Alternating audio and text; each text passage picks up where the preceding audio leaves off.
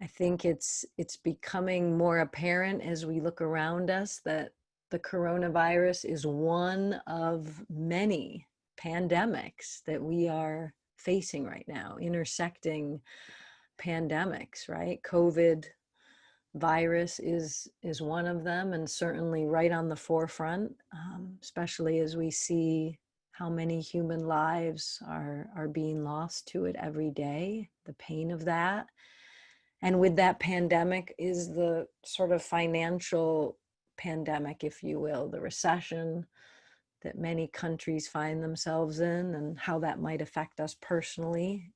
Some of us might be affected by our own job loss or our loss of financial or economic security. And then, of course, over these past many weeks, the racial pandemic, right, that has come back to the surface. It's always been there, but through these events of police brutality, it's come right back up to the surface. And so we're kind of in all of these multiple intersecting pandemics, you could say. And this leads to what I heard Deepak Chopra recently term the pandemic of stress, which is in a way another pandemic that's happening. When we're faced with what we're faced with as human beings, I think it's safe to say probably none of us here have ever gone through anything remotely like this in our own lives. And when we're faced with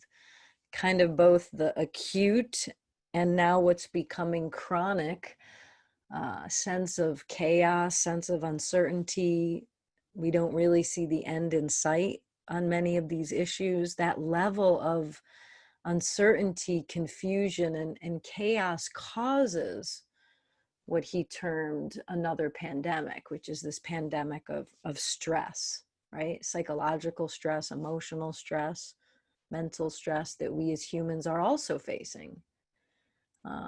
And I've been realizing, sort of looking around and talking to my clients and also looking at myself over these past few weeks, it's been like hitting me at deeper and deeper levels that we are living in and living through a global trauma.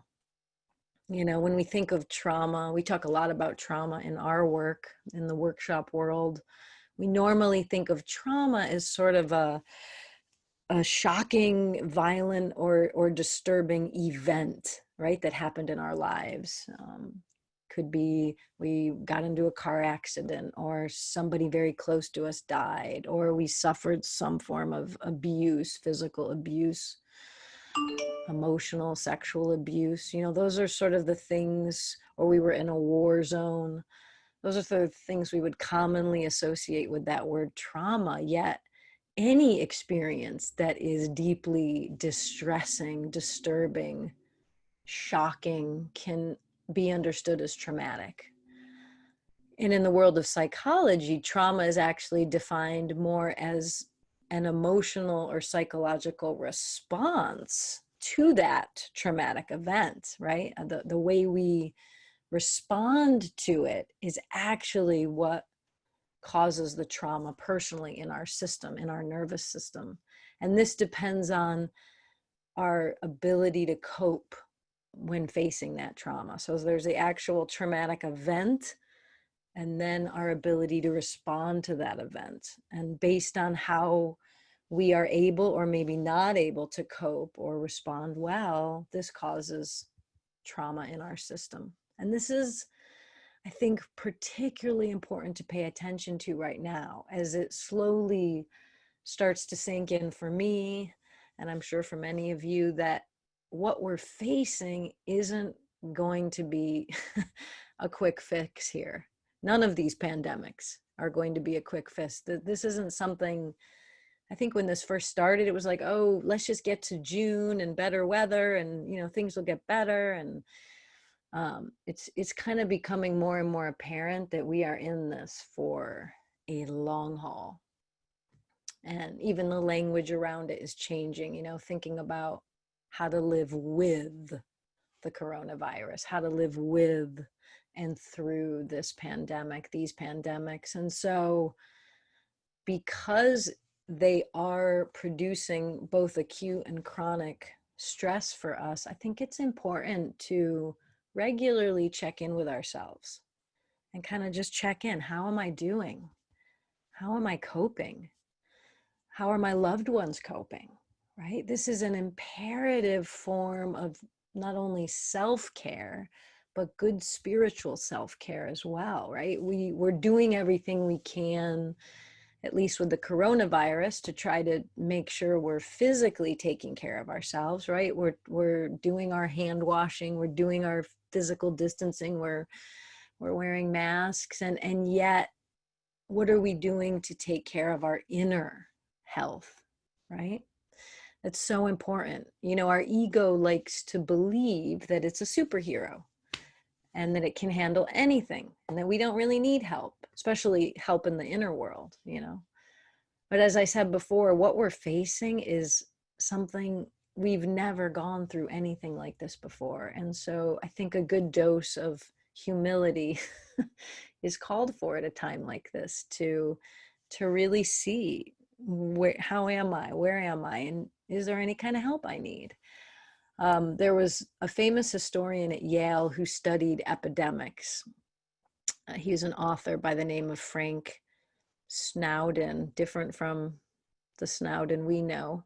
And he said something that I read this week. He said, epidemics are a category of disease that seem to hold up the mirror to us as human beings.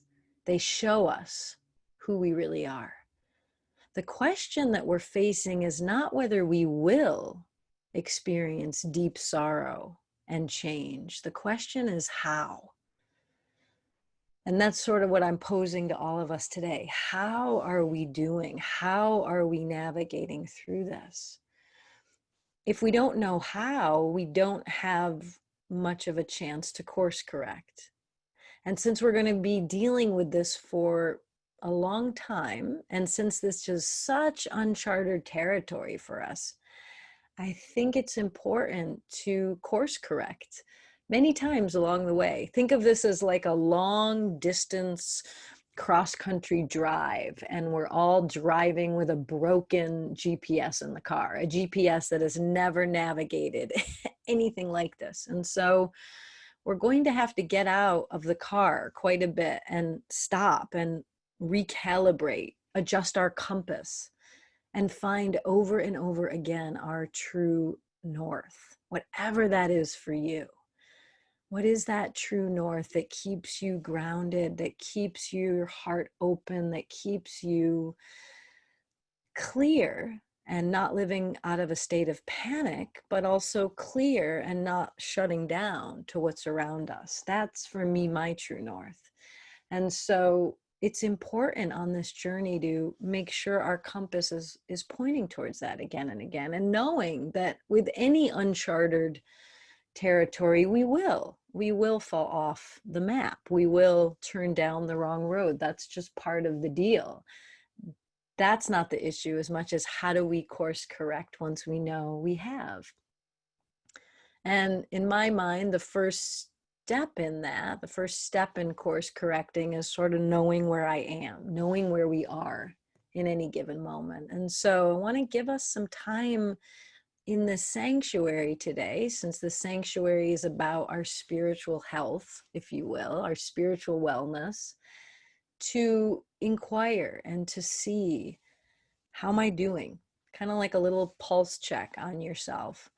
And there's two ways that that inquiry could be done. One is from the perspective of our inner critic, and that's not the perspective I'm suggesting for today. Any inquiry exercise, if we're not careful, can end up becoming a self-judgment or self-condemnation exercise. So my invitation to us today is not to ask those questions from the perspective of our inner critic, but from the perspective of the part of you, of me, that really cares about ourselves, that wants us to do well, that wants us to thrive. And when we can curiously and compassionately come from that part, we can start to diagnose how we're doing. And diagnosing is super important. We can't we can't find the right prescription for what ails us if we don't know our diagnosis.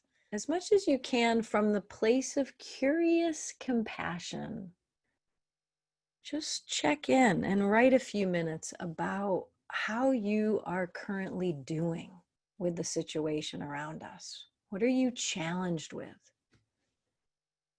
What are some of the emotions or mind states you find yourself dealing with right now? And if there are external challenges in your life, right? Being at home, or something regarding finances or your job, or maybe you're at home with kids, or you're feeling cooped up and done with all this, whatever it is, just write out for a couple of minutes the things you're struggling with. Thank you. So when you look at that in chat, you can see and hear you are not alone in what you're challenged with. I think when reading those challenges, we can all relate to different degrees to all of those. And that's so important too, there's a lot of scientific data on this now, that naming our challenges, naming them in community, hearing that others share those uncertainty and waves of human fear. I hear you, Gunnar. Thank you for sharing that. Feeling stuck and overwhelmed. Life got put on pause by COVID.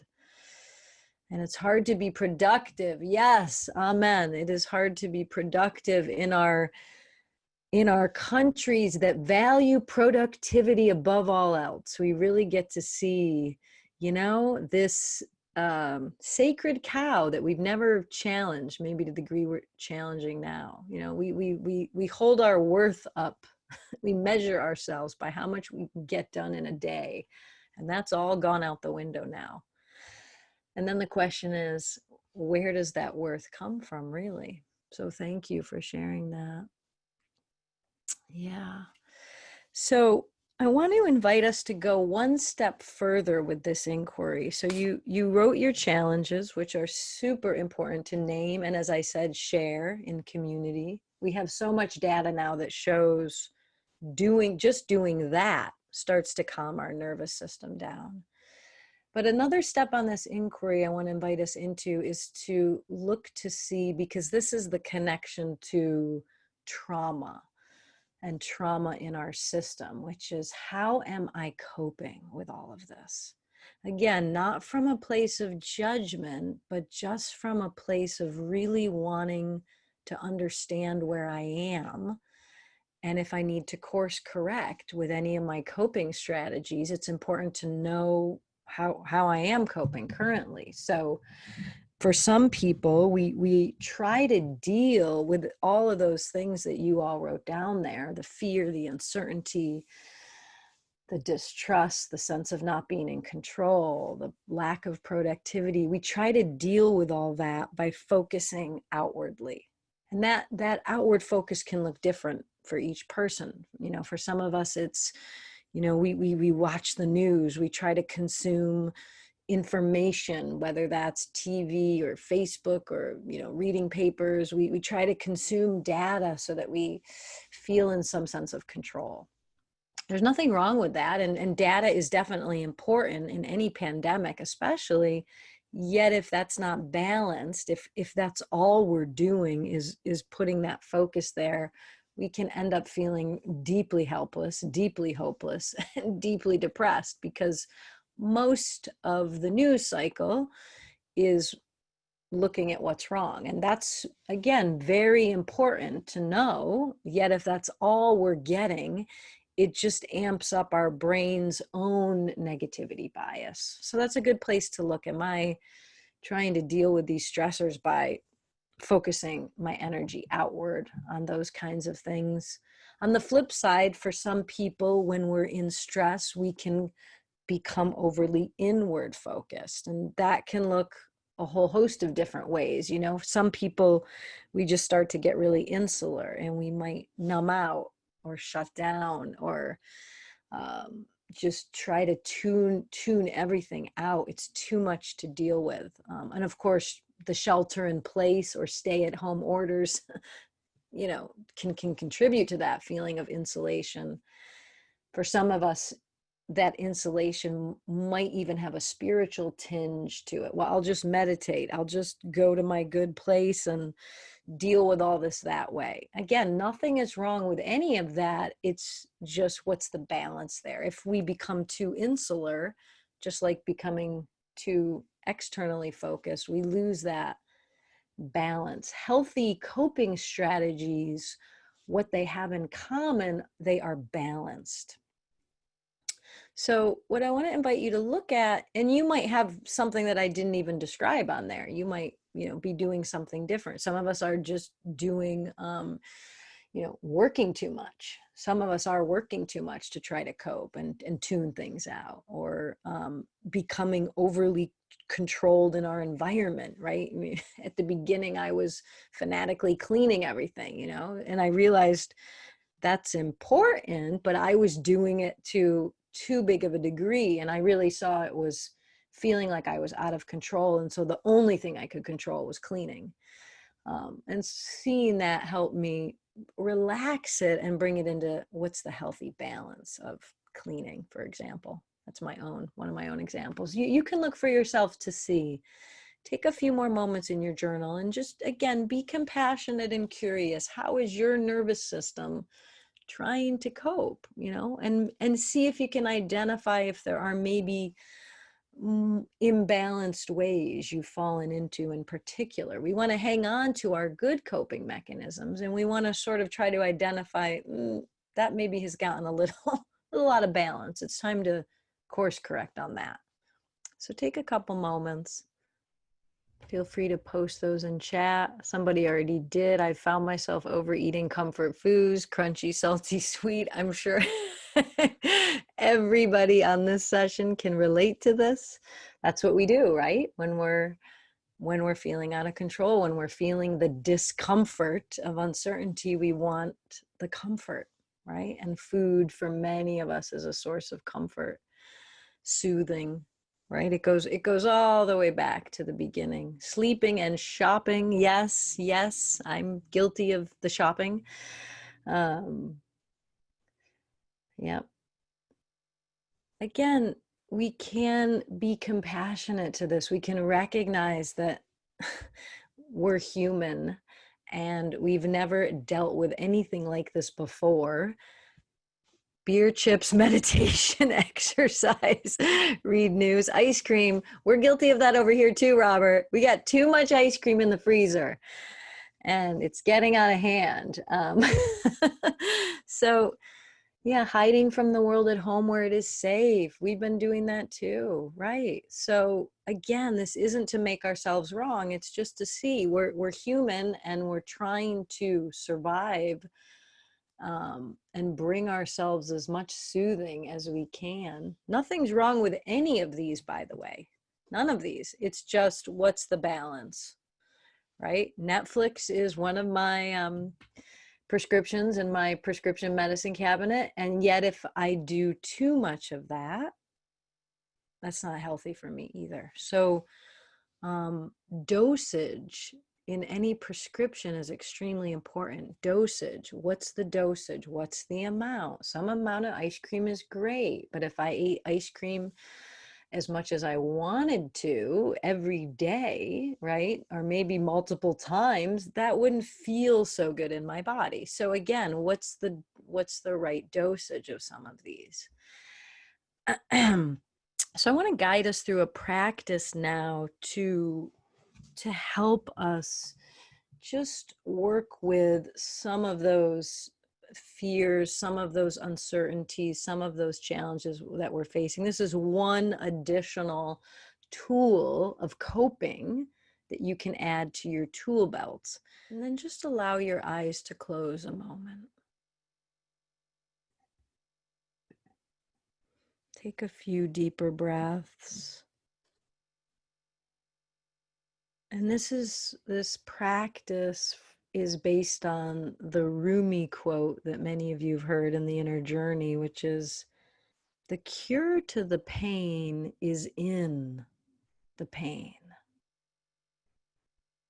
So many of our coping strategies, as much as they're trying to serve us, believe that they will serve us by taking us out of what we're experiencing. And we know that going into what we're experiencing is often where the relief lies. Not initially. It can feel very uncomfortable to meet our inner experience at first, but if we learn to hang in there a little bit, we do find that those wise words of Rumi do prove to be true. The cure for the pain is in the pain.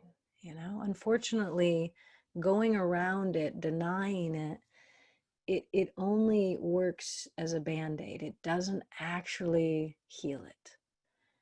And so I want to invite us for a moment to just close our eyes and take his invitation into our heart. And for a moment, imagine that challenge that you wrote about. Actually see yourself in your mind's eye, imagine yourself holding that challenge that you wrote about. Whether that was the challenge of feeling alone and isolated,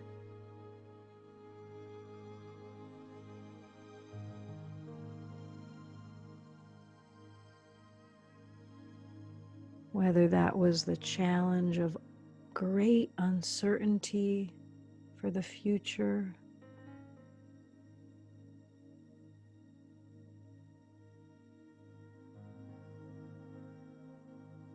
whatever that challenge is that you're dealing with, just see yourself for a moment holding that challenge and see if you can connect to your own heart center.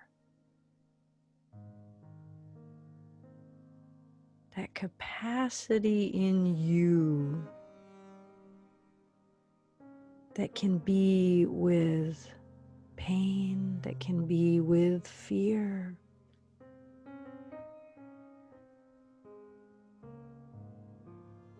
That capacity of the heart that can bear loving witness and not abandon. Not abandon yourself in what you're dealing with.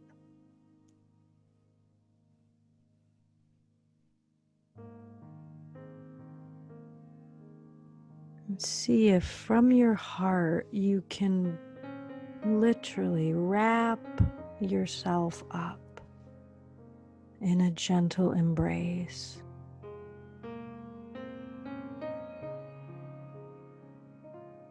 Just the way you would wrap up a friend who was struggling with this very challenge.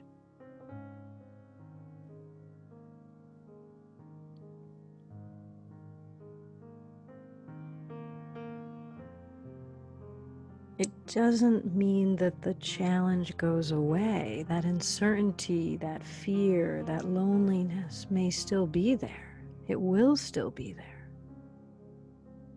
But now it's held by your own heart.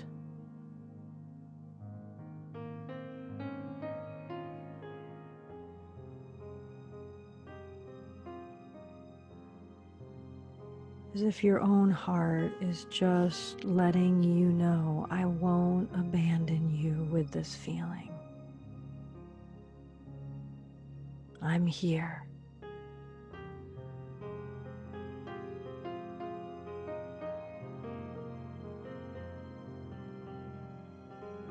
We can feel this, we can face this together.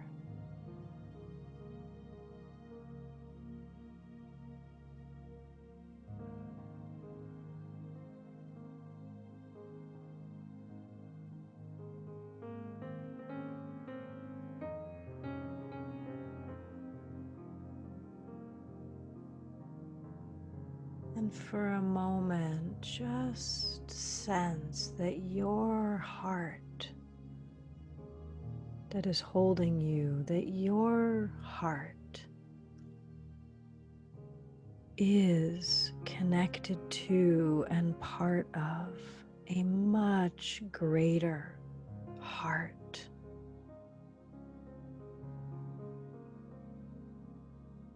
a much wider presence that is holding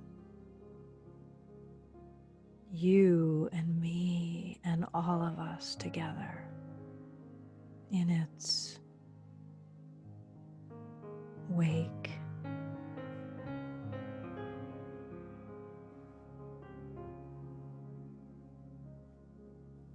Just for a moment, see if you can sense that greater heart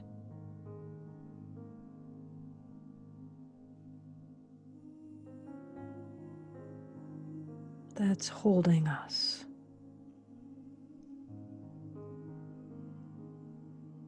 surrounding us.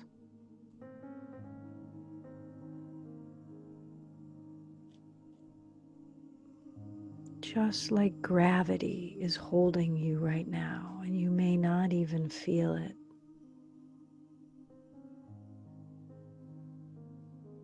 God is very much like gravity.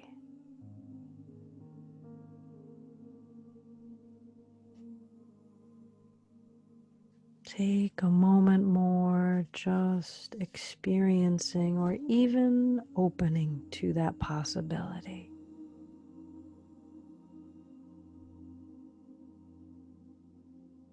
That what you're struggling with is held not only by your own heart, but by this greater heart.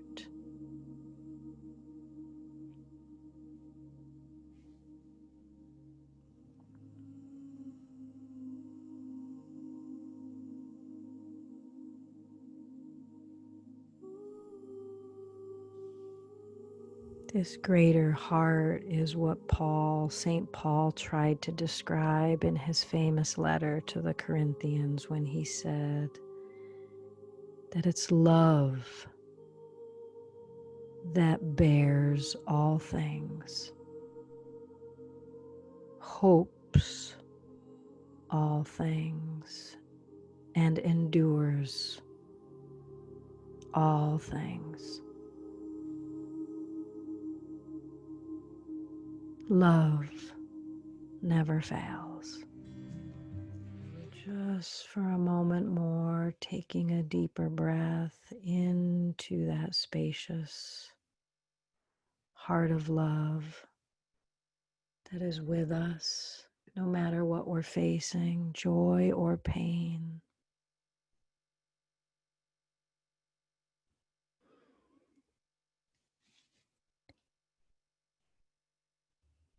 And as you're connected a little bit more to that, just ask that presence, that higher presence, your own inner guidance. Ask if there's any way that you could manage this particular challenge you're facing in a more skillful way.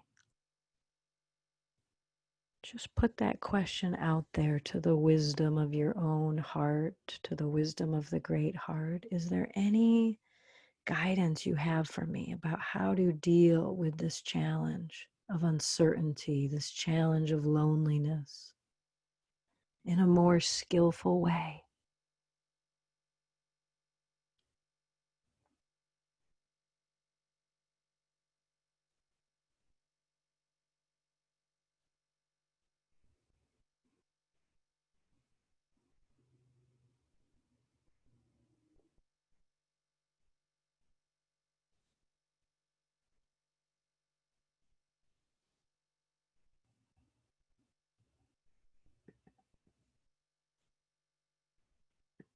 And trust how that guidance comes to you. It might be an image, a symbol, some words.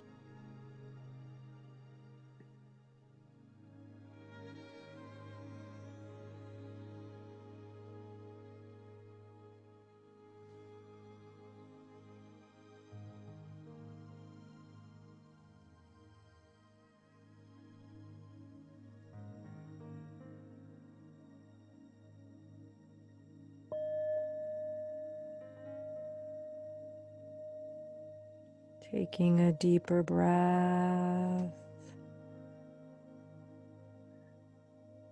And then just maybe jotting down if you did get any guidance about how to navigate this challenge with more wisdom, with more skillfulness.